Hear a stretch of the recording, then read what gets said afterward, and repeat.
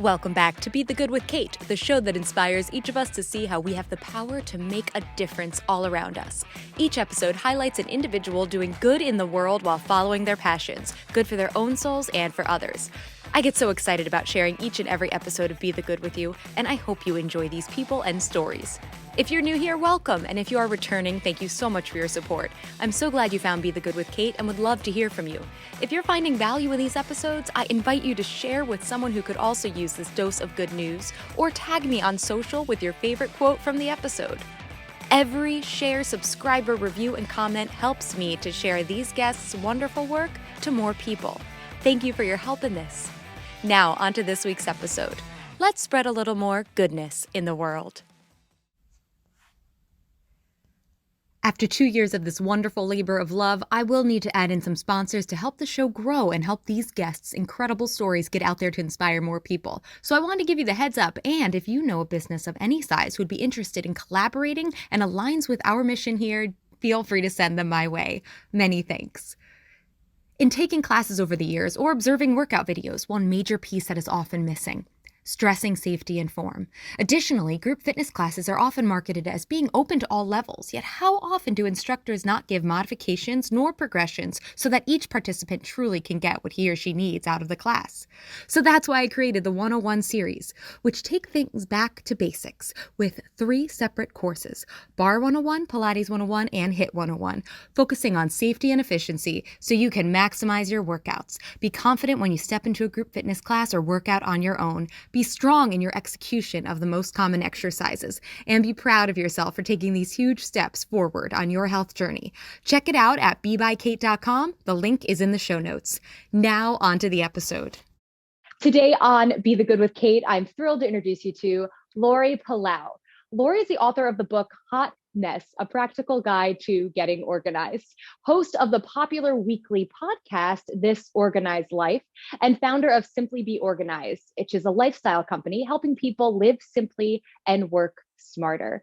Topics include clutter, parenting, and entrepreneurship, and her advice has been featured in national publications, including Real Simple and the New York Times. Laurie, thanks so much for being here today. Thank you. I always and I do it too on the other side. Like, I read the live intro, but I always, when you're hearing about yourself, you're always like, oh gosh. You know what, though? Let's just be proud of the accomplishments you've done. For sure. Thank you so much for having me. I'm so excited to be here. You bet. And the other thing I just need to point out, you don't just have a weekly podcast. You have a weekly podcast that's on episode 300 and what? Oh my God. I think it's like 323. I don't know what we just recorded today. Which one just dropped today. It's like crazy town to think about it. Wonderful. I don't even know. It's wonderful. Most podcasts don't make it out of, what's the statistic, like the first 4 episodes or something like that? Yeah, I hear that. I don't know. I feel like I feel like that's urban legend, but it is Okay. still a lot. I feel like once people 50 is a lot, right? Like, how much are you on? You're on like 80? When this will be right about 80. Yeah. Right. Which is a lot. Because if you're doing a weekly episode, if you're doing a weekly show, you figure you're doing 52 episodes a year. It's a lot, and coming up with new content. It's crazy. So, well, I don't know a single person who doesn't want to know more about how they can have a more organized life. So please tell us more about who you are and what you do in your own words. Fill in some of the gaps. Yeah, absolutely. So like you said, I run a company called Simply Be Organized. And I originally started the company back, seems like 100 years ago, but it was probably like 2008, 2009, as a way to go into people's homes as a professional organizer and just help them find simple strategies to like maximize their space and have a little bit more time. And in that season of my life, I was a mom with 2 little kids. And I just knew that I had systems and strategies to make my life a little bit more streamlined, less chaotic. And I just saw a lot of my friends struggling. And I said, if this is something that I can help you with, I would love to. And wasn't anywhere as mainstream as it is today. And I just kind of said, let's just try it. And it really took off from there. And so then it evolved into kind of speaking and writing. And then I love just talking about ways people can like do spend time doing the things that really matter. And most people do not get excited about organizing. Um, and so I say, let's just try to dumb down this topic that is such a source of stress for people. And again, that's really kind of just the forefront is how can we do this simply? How can we simplify everything? And that's what the book's about. That's what the podcast is about is simple, practical things.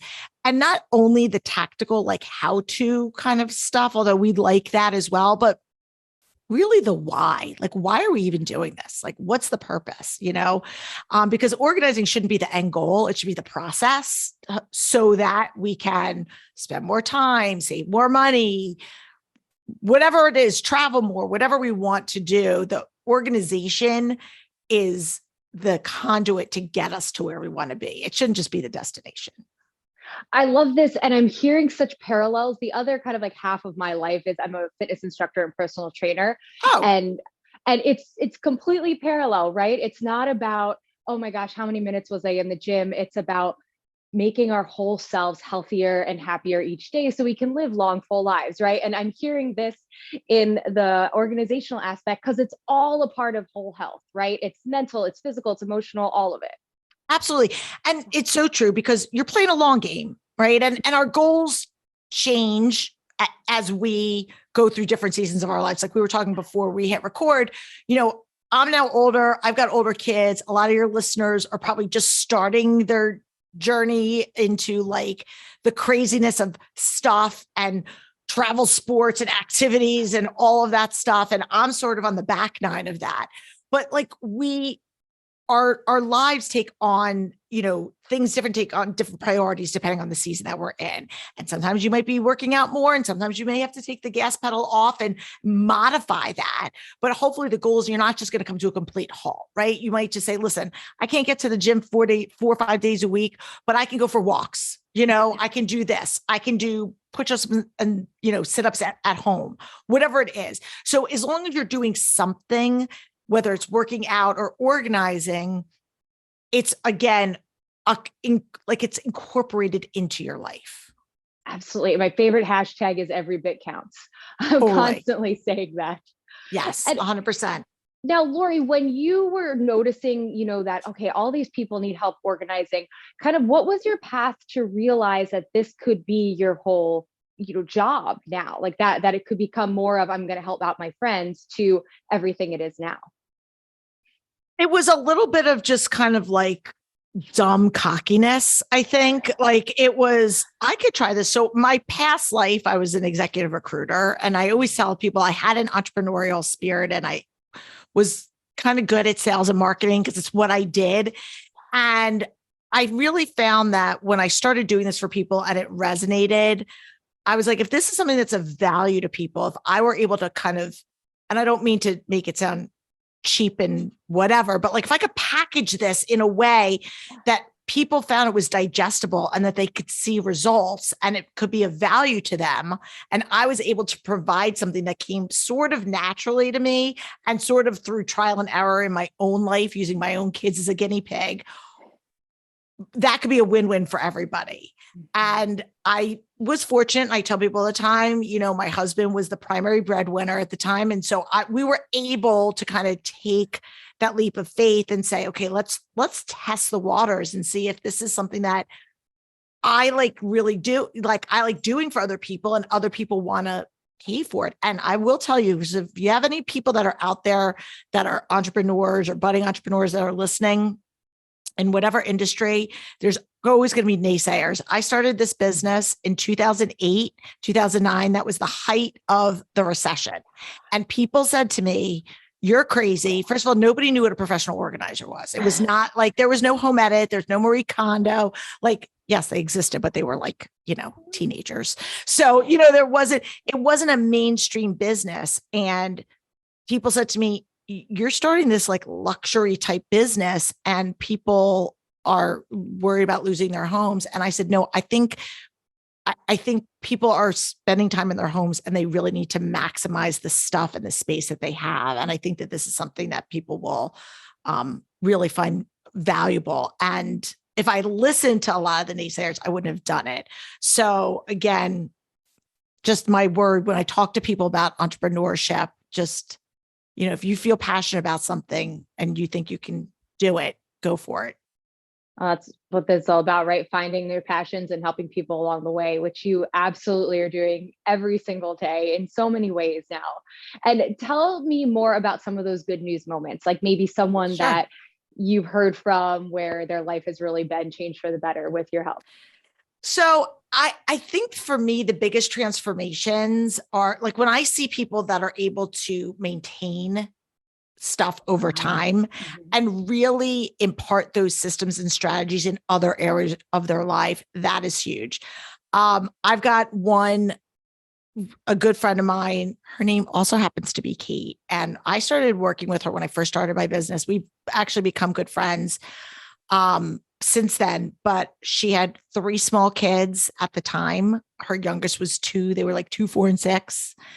And they're now teenagers. And her youngest daughter, I mean, they were totally disorganized. And we just kind of, and again, it was like most people, they're just busy and they don't have the systems. They don't know either what products, or they don't have a strategy for cycling things in and out. And so it was a matter of kind of teaching some practical tools along with incorporating some strategies. And once we were able to kind of set that framework up and teach her and the kids how to do it, then they're able to maintain that moving forward.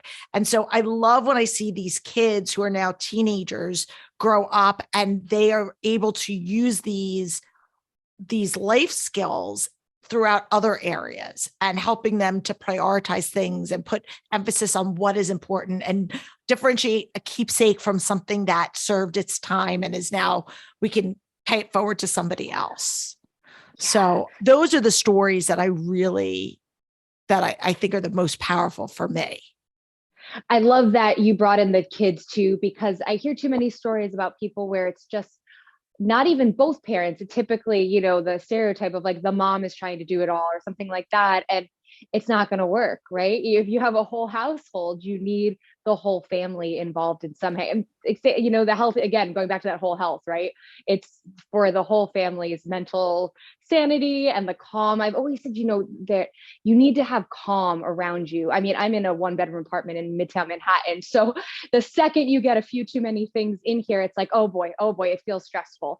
But when it's nice and open and there's a sense of calm, and that to me says home, right, as opposed to that chaotic feeling of clutter everywhere.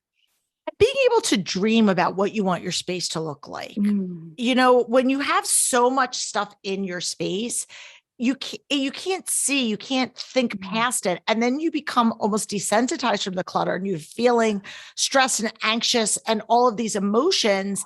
And it's because it's just this subtle, like throbbing that you've learned to live with, but really it doesn't have to be there. Yes, absolutely. And a side question, something that really drew me to you in listening to your podcast and reading about you was all of the psychology that you bring in. You really talk about that aspect. And do you have, when you, for instance, meet a new client, do you sit down and have an interview first? Do you go into their home first? What's kind of that process? Or maybe it's different for everyone. Such a great question. And I love that. Yeah. I tell people all the time, first of all, I play a psychologist on TV. I don't have any trained psychology degrees. Okay. There's no like extra letters after my name or anything like that. But I do very early on, I got very, very, very fascinated on the why, the psychology behind it. Because I think when we can identify and start to give some language and context around things, it makes us easier to then process and figure out what to do with it. Because a lot of times we're bottlenecked with these feelings and we don't know how to articulate them.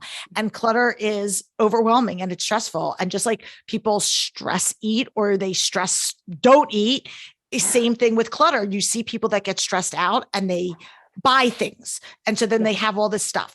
Or I'm stressed out, so I'm going to start purging, and they just start throwing stuff away and cleaning up. So it can be a both and how people relate and respond to clutter. Everybody has a relationship with clutter.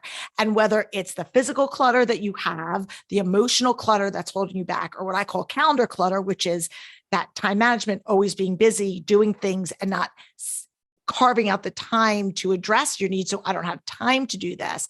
Everyone's got some pitfall that they kind of gravitate to. And so I early on started to develop kind of language and framework so that we could just have a springboard for conversations with people. And then people could resonate and go, oh yes, that sounds like me. And that opens the door and kind of releases that like, again, the guilt, the fear, the shame, all of those things that we don't have to have around it, but unfortunately it's there. And so the process really starts with conversations of what are your goals? What are you looking for? And, again, my goal is to give people these long-term strategies and tools so that they can maintain them in other areas of their life. And not that you can't have people to come in and maintain, like I have a lawn person that helps me. Like, I think if you're in a position and you can outsource things to people, that's great. And if you can hire somebody to do something, like that's great, but you should also have some basic foundation on how to do these things on your own. And so, we talked to them a little bit about my process and how we go through the things from the tactical part of things. And then usually if there is the decluttering part of it, that's when the person's really involved, which is the like least fun part. But I don't want to make decisions because it's not about me throwing it away. Just like somebody who's trying to get out of debt, I don't want to just come in and write a check and have your debt go away because we really haven't gotten to the root of it. We want you to learn the behavior change so that you'll think twice about what you decide to bring into your home moving forward, right? Because we want to make it like the worst of it's here. And I'm sure like when you're working out with somebody that might be on a fitness or a weight loss journey, it's like, okay, we're going to start incorporating these baby steps that are going to help us, right? If we move forward and today is day one, like everything from here is going to like, this will be the worst it's ever going to be if you're committed to change. Yes. Not that there won't be hard days and hard times and all of that, but if you're committing to a lifestyle change, then there's the light at the end of the tunnel. And that's what it is, a lifestyle change. Yeah. And so that's pretty much it. And then we work together. And, I've over the years done so many different iterations of like how the business runs. But, I have set up almost like this, I call it a diagnostic is what I do. I call it organizing diagnostic. So think of it as like a physical. So I go in and I'll look at your space from top to bottom. And again, we're in the suburbs. So you have a lot of extra spaces like garages, attics, basements, guest rooms that are breeding grounds for clutter. And we walk through and assess kind of like what themes do we see? Do we see a lot of drop zones? Do we see this, or is it primarily in one spot or not? And then from there, we develop an action plan. And a lot of times people they just need a roadmap. They just need that guideline. And once they have that with like, here's some action steps that you can take. Here's some products that might help you with this. Here's our strategy of how we go through it. Sometimes people can do that because they think, oh my God, hiring a professional is so expensive. And yeah, it certainly can be if they're doing everything for you the whole time. But if you set somebody up and you say, here you go, start small, and here's your roadmap, then a lot of times that's all the empowerment somebody needs to then say, I'm going to go and do this on my own. And I love that. So it doesn't have to be either you have all of this money or you can't have any help at all. Right. And that overwhelm, you mentioned it a couple of minutes ago, that is so huge with organization. And so I'm obsessed with how you call it the diagnostic and the roadmap, because it's breaking it down into these, like you said, digestible components.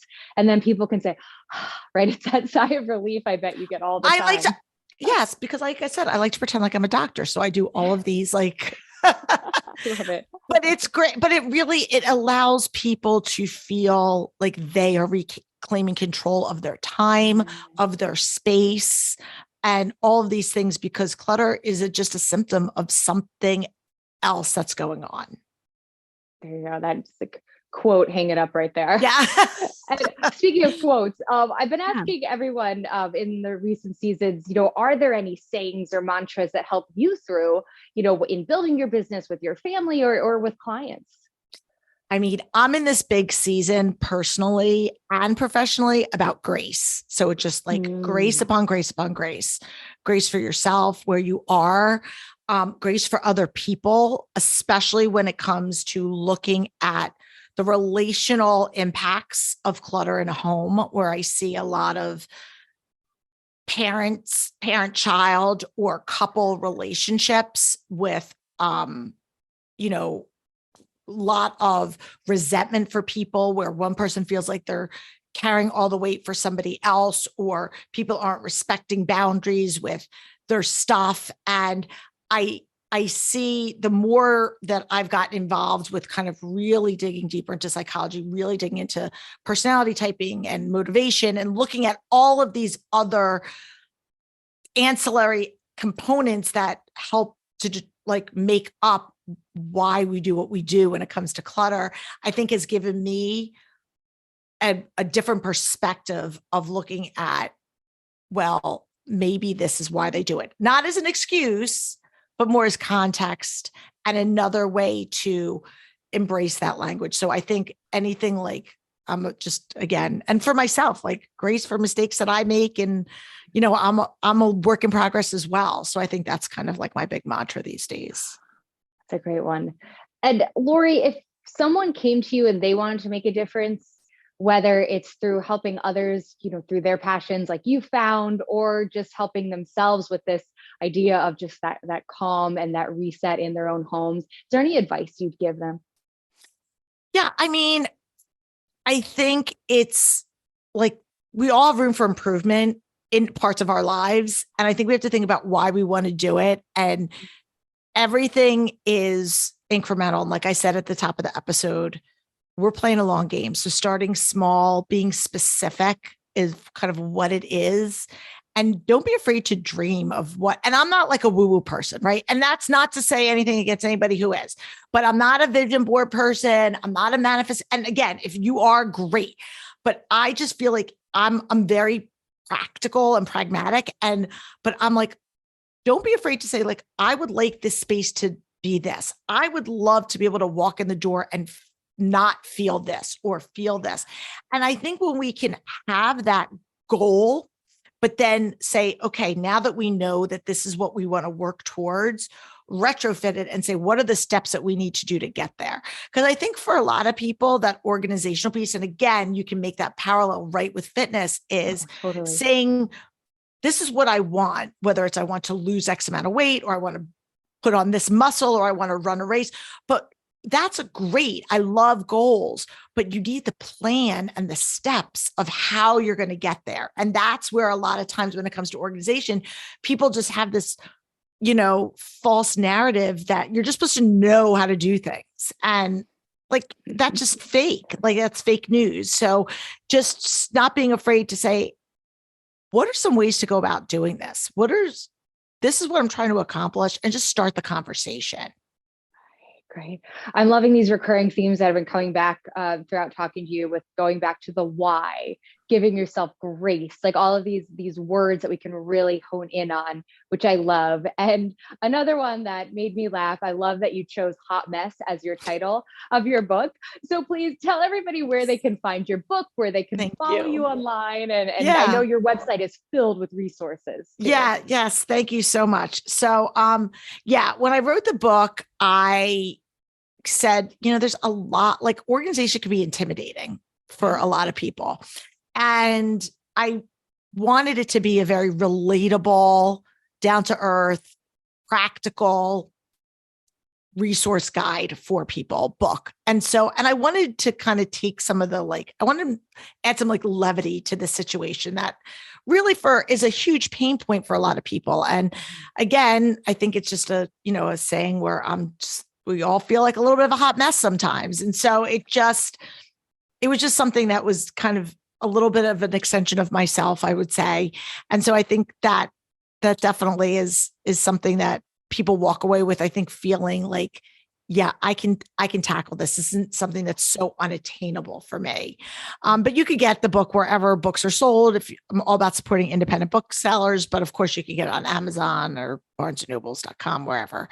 And to find me, I'm everywhere. So when I started my podcast, I didn't realize. So from a branding perspective, I didn't realize that people would actually listen to it. So I called it This Organized Life because I thought that was fun. But then I have a business called Simply Be Organized. So my website's simply the letter B, like boyorganized.com, but we're all over socials at This Organized Life podcast because that's where people come and find us. But you could just Google my name and all of our stuff comes up. So wherever you want to go, you can find us. Excellent. Well, definitely check out her social media and website because it's filled with resources and content, and it's over 300 episodes of your podcast that goes into every aspect of organizing. It's amazing. Yes, absolutely. We've got tons of like free downloads, all different types of like checklists. If you're interested in like spring checklists, entertain checklists, like all these, you name it, we've got it. There's a clutter quiz on there, a free quiz that talks about like what's your dominant type of clutter, physical, emotional calendar. So all kinds of stuff there. And of course, then links to our YouTube channel and the podcast and all that. So, yeah. And of course, contact information for Laurie is on there as well. Laurie, thank you so much for being here today, and just for also all this inspiration. I feel like I'm like, what can I clean out right now? I'm like looking and there's like nothing around you. You're like you're the quintessential minimalist right there in a box right now. It's good when you can only see part of your place. So I am one of those people that enjoys organization, but still, when you're in 600 square feet, I open the pantry and I'm like, wow, this needs to be cleaned out ASAP. So, it's like you said, there's also times of your life where you're doing more, you're doing less, you're doing more, you're doing less. And it's those systems in place. So overall, we're good with those systems, but definitely always room for improvement. So this week's Good Deeds Doer shout out. Esther Lamm, nominated by Ashley Penn. Esther's goal since she's been a teenager is to open people's hearts, minds, and senses to experience the transformative impact of listening to music in a way that high-quality audio is capable of offering. She's always believed that, for music to be enjoyed to the fullest, one must be enveloped by the sound. So she is opening a unique experiential showroom in Miami, Florida this spring to expose as many people as possible to this. She has a commitment to experiencing sound and not just hearing it, that she feels is critical for building bridges and cultivating a happy, healthy, self-actualized lifestyle. Thanks for what you do, Esther Lamm. Thanks so much for listening to Be the Good with Kate Chericello. Whether you're listening on YouTube or via podcast, it would mean the world if you liked, subscribed, and or left a review. You heard about the good? Now go out and be the good in your life this week. If you have stories of good news that need to be shared, please send me a message. Thanks again, and have a great week.